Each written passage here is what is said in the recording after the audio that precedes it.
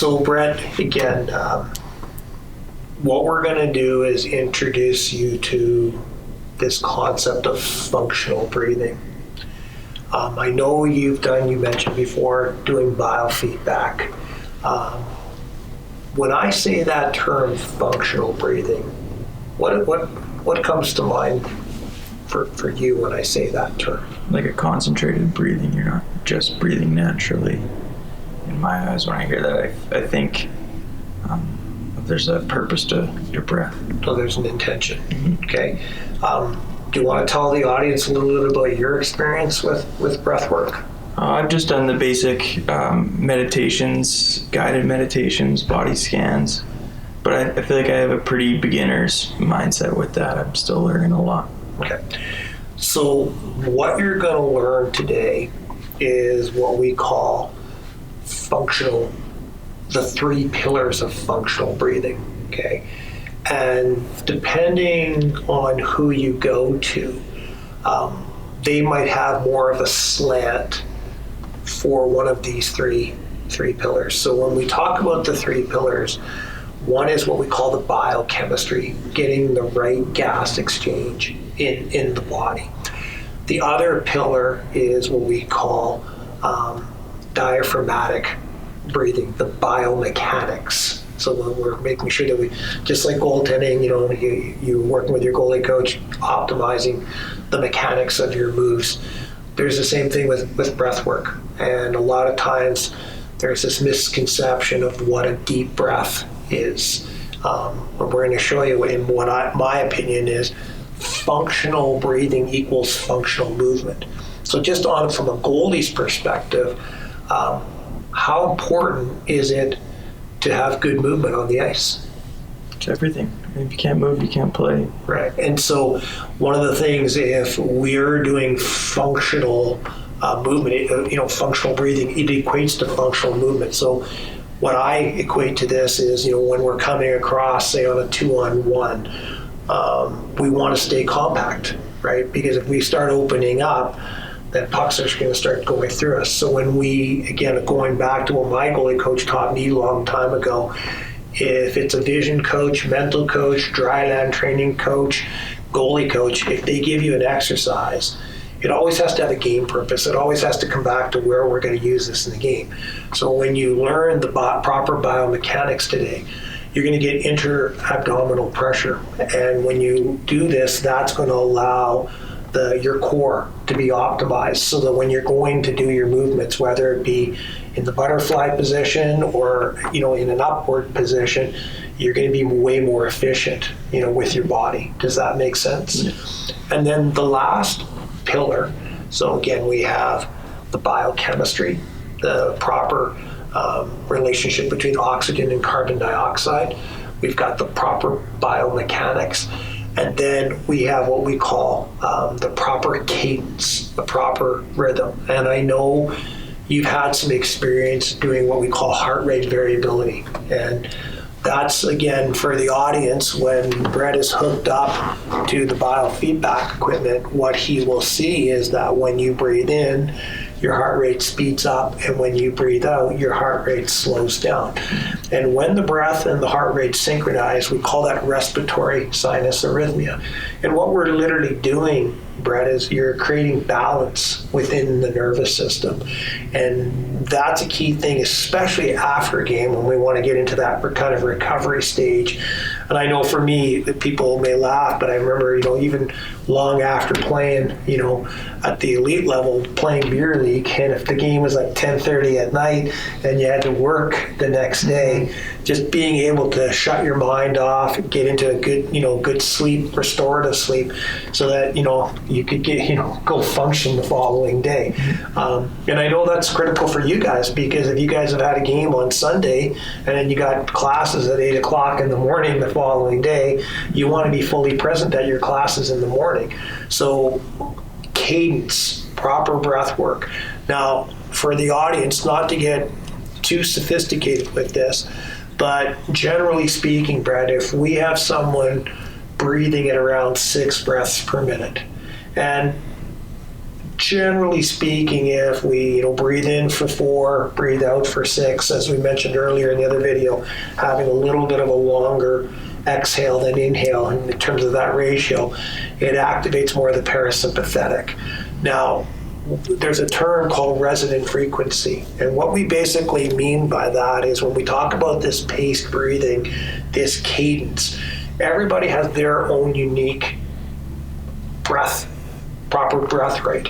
For some people, it could be 7 breaths per minute. Other people, 6. Some people, 5.5. Other people, 5.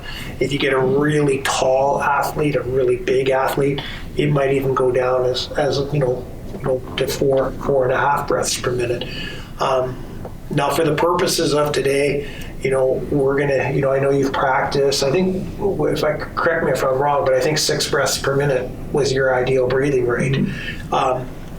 So what we're gonna do is we're gonna kind of walk you through these 3 stages of functional breathing. Does that make sense? Now, again, I'm just gonna, one of the things is that just before we were about to start, Brett, I'm gonna mention some words just to help you, guide you through this, okay? So the breath being gentle, the breath being light, the breath being slow. So again, we're working on just deliberately slowing down the breath. We're deliberately learning how to underbreathe in this exercise. The breath is smooth, right? That smooth rhythm, the breath, the wave going in and the wave going out. The breath is soft, okay? It's quiet. So if you were here, if I'm right beside you as you're doing this breath work, I wouldn't hear your breath. It's so light, it's so smooth, it's so gentle, it's calm as we're doing this exercise. And again, there's a time and place, where we need to be more amped up, and there's a time and a place where we need to be able to bring it down. This type of breath work, in my opinion, has more of a calming effect to it. Does that make sense? Any questions about what we're going to practice here? Okay. Now, the first part about the biochemistry, this is where we talk about breathing lightly, breathing smoothly. Again, what would this do for you? Okay, so here's some of the key benefits. It improves oxygen uptake and delivery. How important would that be? For when you're in the gym or on the ice. Okay, it harnesses nasal nitric oxide, so that opens up, and it allows better delivery of oxygen to the muscles and to the brain. Reduces the sensitivity to carbon dioxide accumulation, and that's where you kind of get that air hunger. So we're teaching and training our body to be less sensitive, so that again we can go longer periods of time. We can go for, if we've got that game where it's, we're up 1-0 and the face-off's in your zone for that last 30 seconds, you can finish off strong, you can finish off hard. Does that make sense? Yeah. And then it normalizes breathing volume. So again, this concept, less equals more.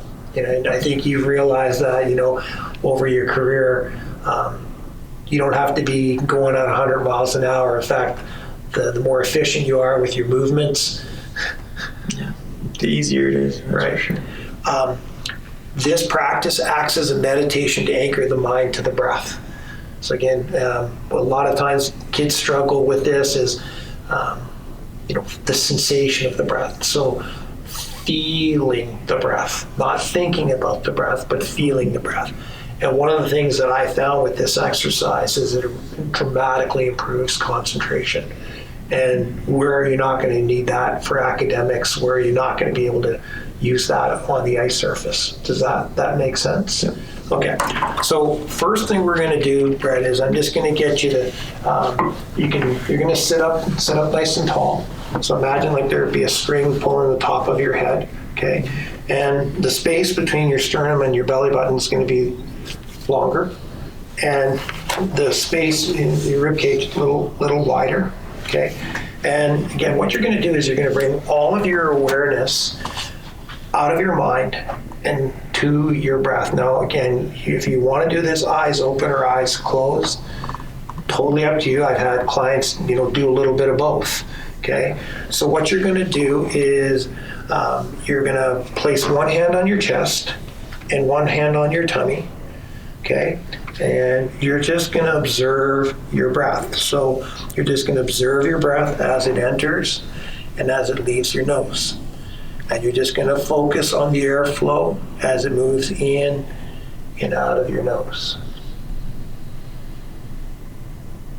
And you're just feeling the slightly cold air entering the nose and feeling the slightly warmer air as it's leaving your nose. And you're just taking this time just to really concentrate on the air as it enters and it leaves your nose.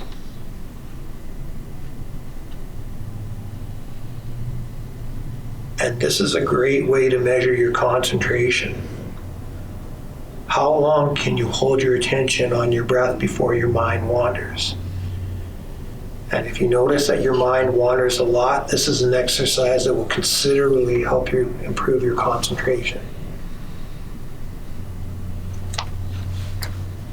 Now again, it's normal for the mind to wander during this exercise. And as soon as you notice your mind wander, just keep bringing your attention back to your breathing.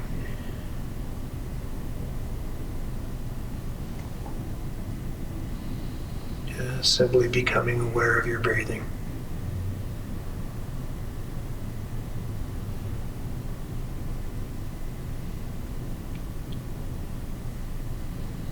You may feel your chest move up and down, or you may feel your tummy move in and out. Again, at this point, don't try to adjust anything, just simply become aware of your breathing.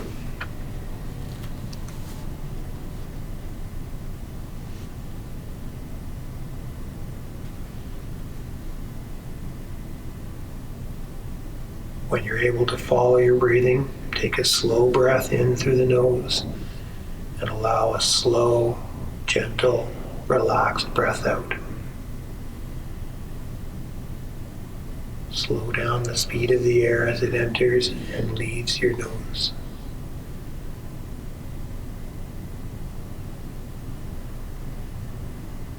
Breathe in a slow, gentle manner.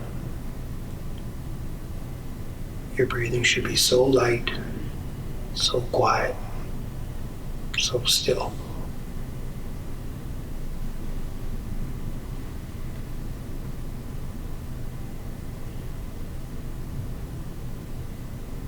Slow down your breathing so you can hardly feel any air entering or leaving your nostrils. Your breathing should be so quiet that the fine hairs within your nostrils don't move.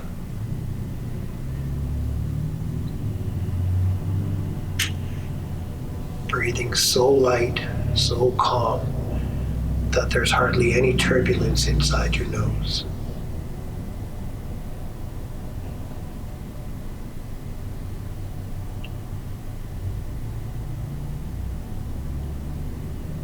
And at the top of the inhale, bring a feeling of total relaxation to your body and allow a slow, soft, relaxed breath out. The air should leave your body slowly and effortlessly.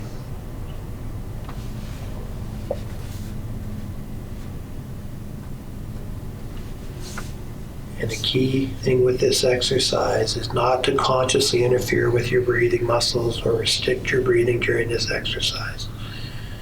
You're not trying to manipulate your breathing at all. You're not tensing your stomach to reduce your breathing. And as we're going along this, you can start to notice that the volume should be less than what it was before you started this exercise. Again, just bringing all of your awareness out of your mind onto your breath and just following the breath as it gently moves in and out of your body. Just allowing the air to leave the body effortlessly.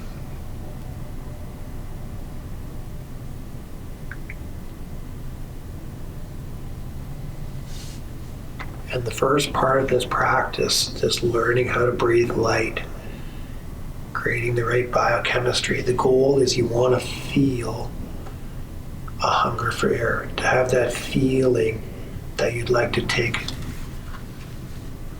in a bigger breath.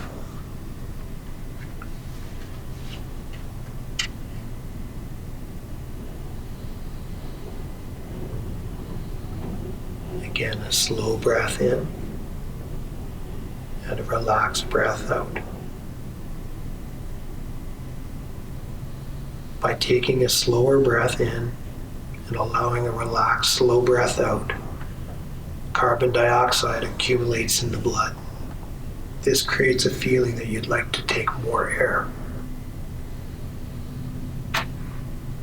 And this is valuable feedback that you're actually performing the exercise correctly and reducing your breathing volume towards normal.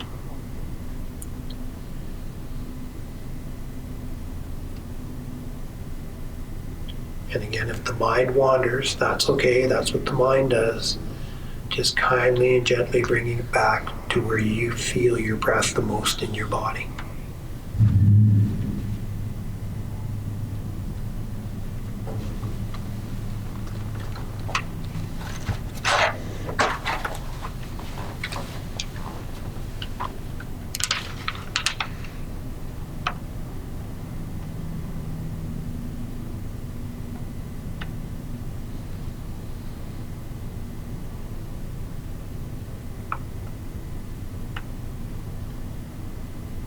Do you notice that air hunger, Brett?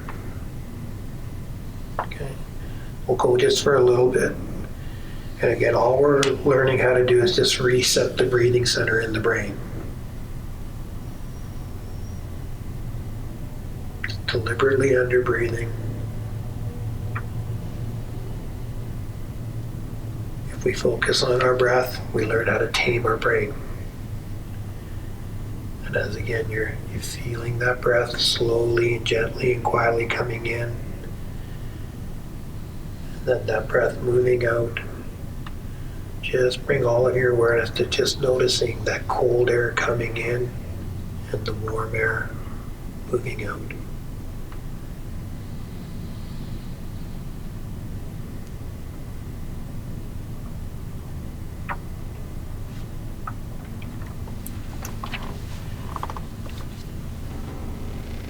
And when you're ready, Brett, just whenever you feel comfortable, you can open your eyes.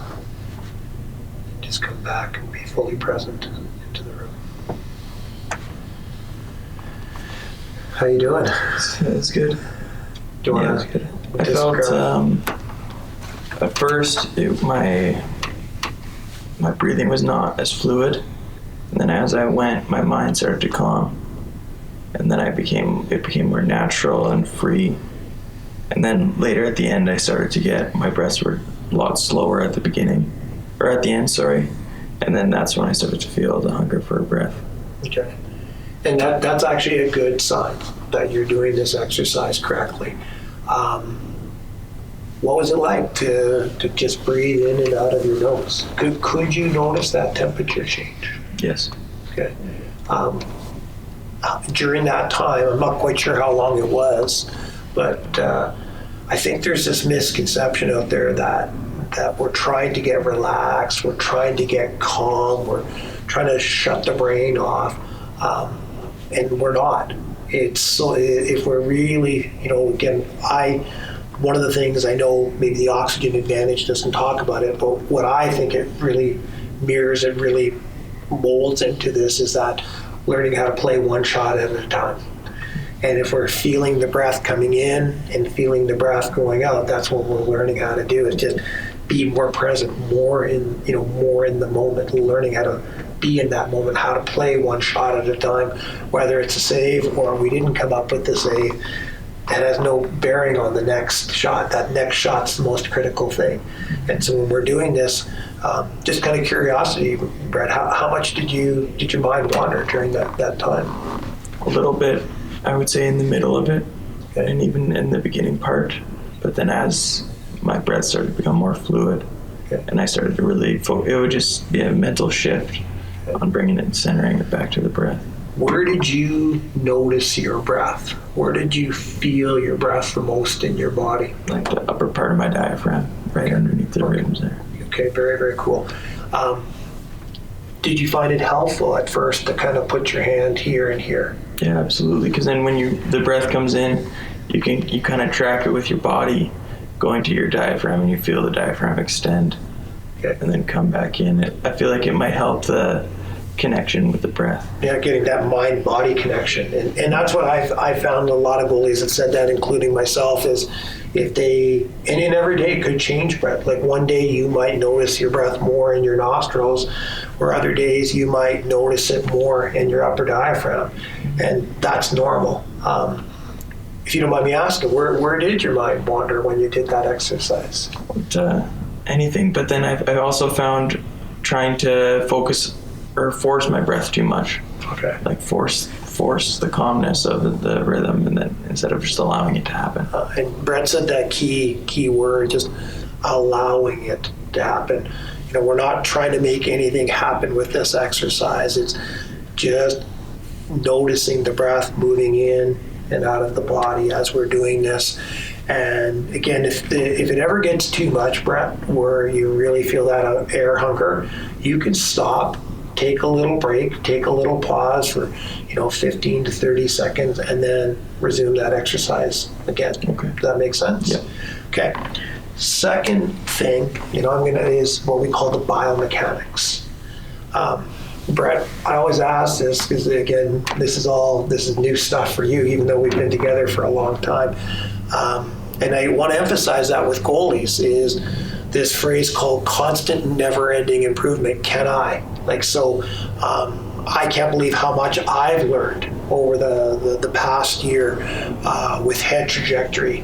Adam Francilia's work with the core rotational, learning these different types of breathwork exercises. Brett, what's your understanding when you hear someone say, take a deep breath? What's your understanding of that? Someone telling me to relax, or finding a way to reset. I know, if you go to the doctor, they'll say, take a deep breath. Or if you're, I wish I didn't have this experience, but when I've been in the MRI units to go get my knees, and they'll say, because when you get into this chamber, take a deep breath. And there's always this, for me, it's always just, like you have to take this ginormous. Is that been your kind of experience? And it doesn't actually work the way it's supposed to there. No. So the second part of biomechanics, Brett, is a lot of times, again, people have been taught, and I'm maybe even guilty of this, where you put a weight or you put a book on your tummy and you're trying to force your tummy to go in and out. And, ideally what we want is when we breathe in, the belly will rise, and when we breathe out, the belly will fall. And I know for myself, a long time ago, one of my mentors got me to have that kind of picturing a balloon inside your belly. And so when you breathe in, the balloon will expand, and then when you breathe out, the balloon will collapse. But one of the things I see too many people, you said the key word, they're trying to force the breath. They're trying to force their tummy to go in and out. And since learning the oxygen advantage, one of the things that I've really loved, particularly when I'm doing my meditation practice, is one of the things we're going to do, Brett, is I'm going to get you to put your hands, on your two lower ribs. And you might even put that thumb right into the back, okay? Now, if you watch me here, when I breathe in, what's going to happen is our rib cage will expand. And so it's not just going forward, but you'll also feel the breath going into your back, and you'll feel that lateral expansion. And what that's going to do is create that inter-abdominal pressure. And again, I'm sure, when you've done squats and everything, breathing in, breathing out, it stabilizes our core. And as a goalie, again, functional breathing equals functional movement. So what we're going to do now, Brett, is I'm just going to have you, again, place your hands. Same thing, breathing gentle, breathing soft, breathing light, breathing smooth. But as you breathe in, you're feeling that rib cage expand. And again, one thing I love about this is I can literally feel it going into my back.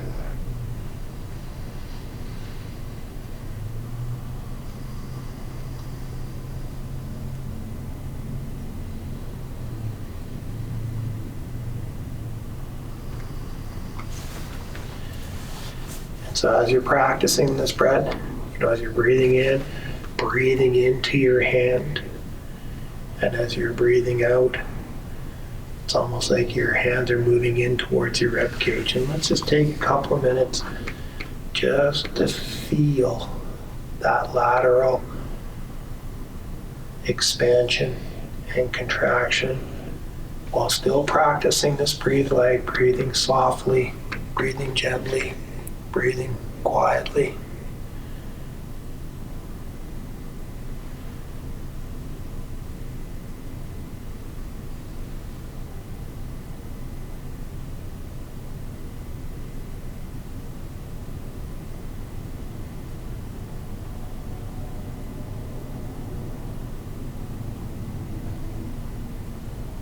Just observing your breath, just noticing the breath moving in and out of the body.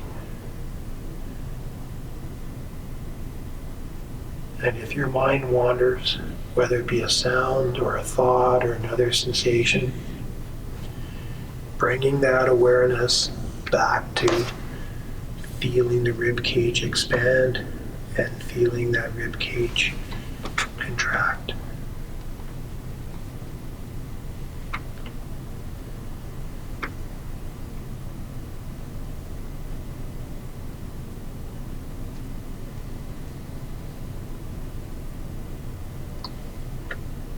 Keeping everything soft.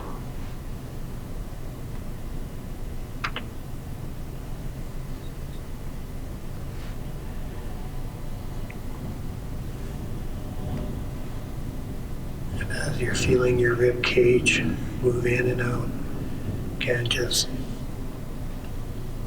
concentrate on slowing down your breath.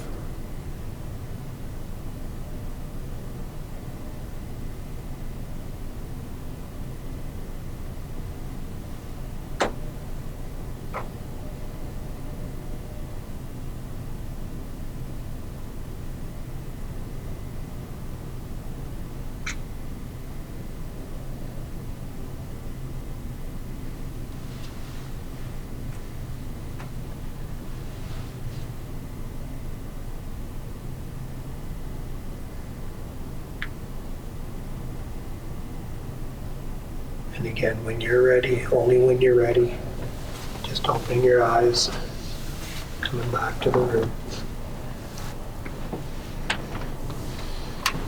How was that, Brett? You'd never placed your hands there before. It was more of a direct impact than having your hand on your stomach, I felt. Because you can feel as soon as you start to breathe in, your ribs start to expand. And could you feel it in the back? Absolutely, yeah. Okay. What else did you notice as you were just... I honestly felt that one to be a bit easier because, like I said, you can feel the direct feeling of the breath coming in, and as soon as it starts to leave your body. Okay. I know if you're comfortable, I know one of the things in junior, anger, frustration, busy brain. How do you think an exercise like this would help you with those feelings? Well, it'd take you out of your mind right away. Okay. Especially with feeling that direct impact of feeling your breath, it would help ground you immediately in that moment. Now, the question that I get asked all the time is, do I have to keep my hands here forever? What do you think? No. No, it's just, I would say, when we're learning this, for the first little bit, yeah, and the audience will see in videos down in the future here with Brett and with Nick that we're going to do this while you're moving. But eventually we want to get to the point, again, like for example, if you were walking with your girlfriend tonight And as you're walking, you're breathing in and out of your nose, and you're feeling that expansion and you're feeling that contraction. And I know for me, there's days, I don't know about you, Brett, but because this is obviously new for you, but if I've had something really on my mind, I will do this because again, it gives me something tangible that if my mind keeps drifting to there, that's okay. And for me, it's this. It doesn't mean that we like it, right? It doesn't. I know for a lot of goalies, maybe their teammates not showing up that night. That doesn't mean like, oh yeah, this is wonderful. I'm not trying to say that at all. It's, if my mind wanders there, it's just kind of noting it, right? Because if you can give it a name, whatever you want to call it, anger, frustration, Mr. Busy Brain, Mr. Monkey Mind, Mr. Future. Because when you name it, guess what? You're not it. But now this ability to recognize and return. And one of the reasons why I love this is there's days, I want to just make sure that I am breathing biomechanically. And one thing I want to emphasize, I've been practicing this for a while, Brett, and I know I still have a tendency that when I my mind gets agitated or it gets activated, that I will start to breathe out of my mouth rather than breathing in and out of my nose. And so when I practice this, it gives me something very, like you say, concrete, tangible, that, if my mind wanders, I can literally bring it back to something. Was that your experience of doing that? Yeah. It was just when I'm breathing, I like to feel, that's what I am telling myself, to feel the breath and just allow it to happen. And doing that exercise, you can directly feel that breath. And again, what a lot of our goalies have seen in the In Goal magazine. Now, I have Brett doing this, in the traditional kind of meditation posture. Again, I have you sitting on the back of the chair. Now, eventually, we want to bring this. We're going to have some modifications where we could have a puck. We could do it eyes open. We could simulate the head trajectory. We could simulate what we're going to experience on the ice. But I also encourage time for goalies where we're just practicing it this way too.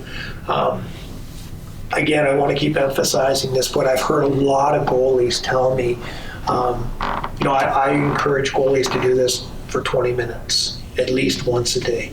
Any reason why, Brett, for 20 minutes? Oh, it's a length of a period. Length of a period. So we're just learning how to train our mind to be able to focus on one thing well at a time.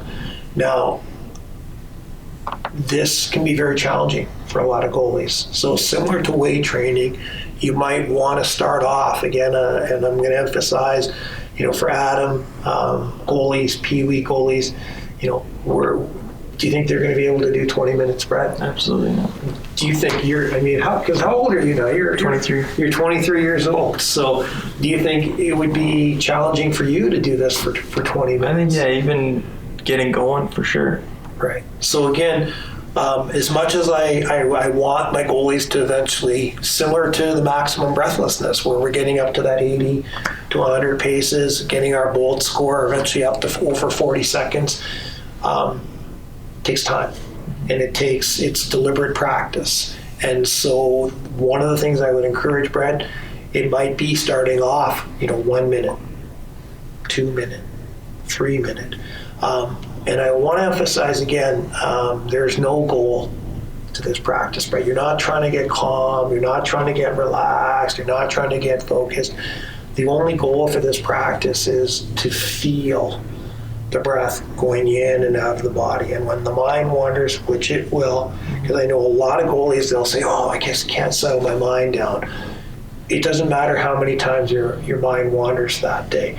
It really doesn't. It's just acknowledging it and just keep bringing it back. And as you keep doing this, it will get easier and easier. Does that make sense? Yeah. Okay. Now, the last one is the pace, the cadence, the rhythm. Now, again, one of the things that you haven't maybe been aware of this, and I've talked about this in the In Goal magazine and some other areas, is I'm not a big fan of the apps. like there's a lot of great apps. I think maybe initially, guided practices can be very, very helpful. But, you're playing up in Northern Ontario this year. How many times where you didn't have an internet connection? That's fair.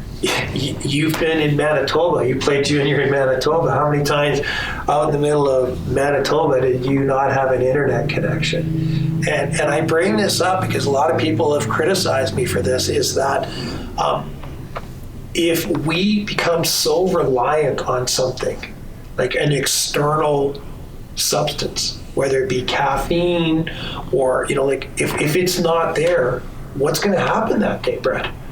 What do you think is going to happen? You'll panic. That's right. You'll get into panic mode. So one of the things that I love being able to do this exercise on our own is that we can do it anytime, any place, anywhere. If you got, I know you started a new semester. Is that right? Or have you done your exams? Yeah, finished last semester. I'm starting a new one. Okay, so you got, again, new, especially you're not quite sure do you know when you're moving back? Next month. Okay, so again, it's brand new schedule, not quite sure what's going to happen, especially in Ontario right now. So the great thing about this is you can, again, be able to do this on your own, okay? Now, you've heard, a lot of my audience has heard me say this several times, is I'm not a big fan of counting the breath, Brett. Why do you think that might be, not counting? You're using your brain instead of just feeling the breath. You're focusing on it. Right. Now, initially, so having just said that, I'm going to actually have you count your breath, okay? Where you're breathing in for 4 and you're breathing out for 6. So it's 2, 3, 4. 4, 5, 6. So you're breathing in for that count of 4, that little pause, gently allowing the breath to go out for 6. And I'm just again, we're going to do the same thing. Okay, so it's just these 3 pillars. Again, that light, slow, quiet, gentle breath, feeling that expansion, feeling that contraction. And what I'd like you to do, Brett, is just on your own time, going to that cadence where you're feeling the breath going in for 4, feeling the breath going out for 6.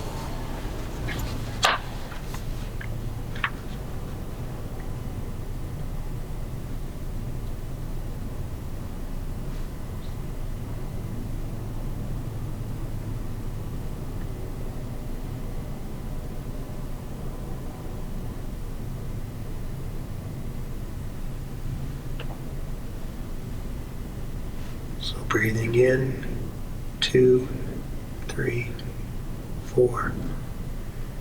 Out, 3, 4, 5, 6. Breathing in, 2, 3, 4. Breathing out, 3, 4, 5, 6. And just continue this breathing in this manner for the next couple of minutes.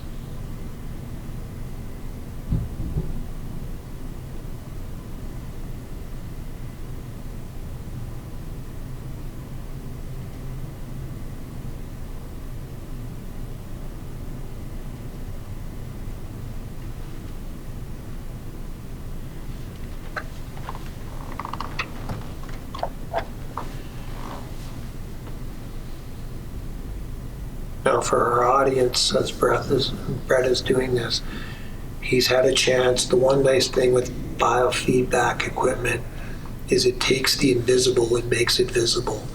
So when Brett does this, he can actually see on the biofeedback equipment his heart rate going up as he breathes in, and he can see his heart rate slowing down as he breathes out. One of the great benefits of this is when we hook Brett up, we have what's called skin conductance, and that's the emotional reactivity. And the only thing that can kind of make skin conductance, in my knowledge of this, is either taking a chest breath or when we have a lot of thoughts. when we have that monkey mind or busy brain. And when Brett just brings all of his awareness to feeling that cool air come in, the warm air going out on the exhale, feeling that expansion, feeling that contraction, and really tuning into the rhythm of his breath, we'll see skin conductance going down. And just as a guideline for everybody, again, I like to use this, and a friend of mine said this metaphor, if we're ever going skiing, we don't want to spend a lot of time on the chairlift. We want to spend more time on the ride down the hill. So similar with our breath, imagine that wave, and as we're doing this, our in-breath should be a little bit shorter. We don't have to take this big breath in, and our exhale is just nice and relaxed and long.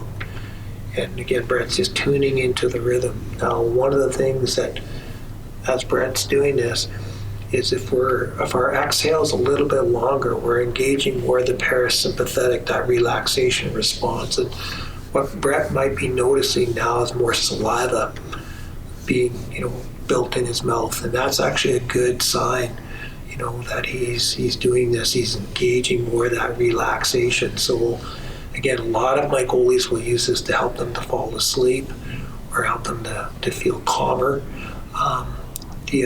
When he's on the biofeedback, one of the things that you'll actually see is the temperature. So he'll have a temperature sensor, and we get what we call this X pattern, the skin conductance going down and the temperature rising. And that means that he's getting really good blood flow going to the body, to the muscles. And that's one of the key things with this exercise, is just as we practice this more and more, it will get easier and easier. And once people have identified their ideal breathing rate, initially you might be quote unquote thinking about it, but to me, we want to eventually get to that point where we feel the breath, not think about the breath, but feel the breath. And some people it takes a little bit longer. I know myself that it took a little bit more repetition to eventually, where if I didn't see the screen, I knew that I was getting to my right cadence, my right rhythm. And initially, guided tracks might be helpful. And then eventually, as we get the rhythm down, it'll just become more and more part of us.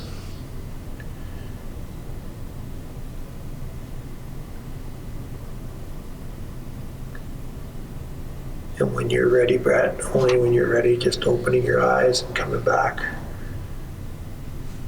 to the room.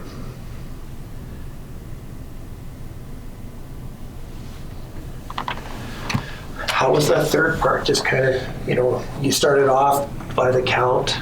I think I felt that one to be less relaxing because I was counting. Okay. I was kind of focusing on that. Yeah. Instead of just feeling my breath. But yeah. And that's a common thing, and I can't emphasize enough these three pillars.